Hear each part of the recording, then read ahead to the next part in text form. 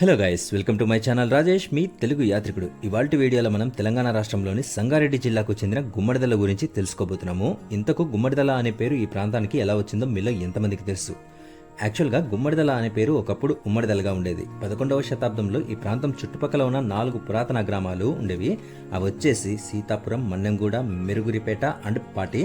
ఈ 4 గ్రామాల ప్రజలు కలిసికట్టుగా ఒకే చోట చేరి ఉమ్మడిగా స్థిరపడటం వల్ల దీనికి ఉమ్మడిదల అనే పేరు వచ్చింది.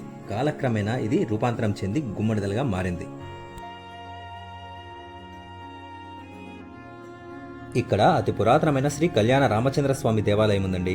ఇది గుమ్మడిదల చరిత్రలోనే అత్యంత కీలకమైంది. ఇప్పుడు మనం చూస్తున్న ఈ రామాలయం 1000 సంవత్సరాల క్రితం నాటిదండి. ఇది చిన్నగుట్టపై అయితే వెలుసుంది. ఈ ఆలయానికి భారతదేశంలోనే ఎక్కడా లేని కొన్ని ప్రత్యేకతలు అయితే ఉన్నాయి. సాధారణంగా రామాలయాల్లో సీతారామ లక్ష్మణులు లేదా హనుమంతుడి విగ్రహాలుంటాయి. కానీ ఇక్కడ శ్రీరాముడు, సీత, లక్ష్మణుడు, ఊర్మిళ, భరతుడు, మాండవి, శత్రుఘ్నుడు అండ్ శృతకీర్తి ఇలా 4 అన్నదమ్ములు వారి భార్యలతో కలిసి ఒకే చోట కొలువై ఉన్న ఏకైక దేవాలయం అండి ఇది. విచిత్రం ఏంటంటే ఈ ఆలయం ప్రాంగణంలో హనుమంతుడి విగ్రహం ఎక్కడైతే కనిపించదు. దీనికి అనేక స్థానిక చారిత్రక కారణాలైతే చెబుతూ ఉన్నారండి. చరిత్రలో ఈ గుమ్మడిదల హైదరాబాద్ సంస్థానంలో అంటే నిజాం పాలనలో భాగమై ఉండేది. స్వాతంత్రం వచ్చిన తర్వాత సుదీర్ఘ కాలం పాటు ఇది ఉమ్మడి మెదక్ జిల్లాలోని జిన్నారం మండలంలో ఒక పెద్ద గ్రామ పంచాయతీగా కొనసాగింది.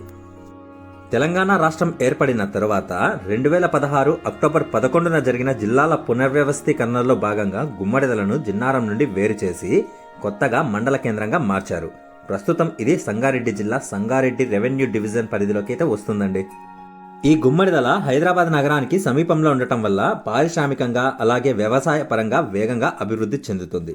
ముఖ్యంగా హైదరాబాద్ నగరానికి తాజా కూరగాయలను సరఫరా చేసేందుకు తెలంగాణ ప్రభుత్వం ప్రవేశపెట్టిన మన గ్రామం మన కూరగాయలు పథకానికి ఎంపికైన ప్రధాన కేంద్రాలలో గుమ్మడిదల కూడా ఒకటి. గుమ్మడిదల పరిసర ప్రాంతాల్లో లభించిన శిల్పాలు, శిలాశాసనాల ప్రకారం ఈ ప్రాంతానికి కాకతీయ చక్రవర్తుల కాలంలో అత్యంత ప్రాధాన్యత ఉండేదని తెలుస్తుందండి.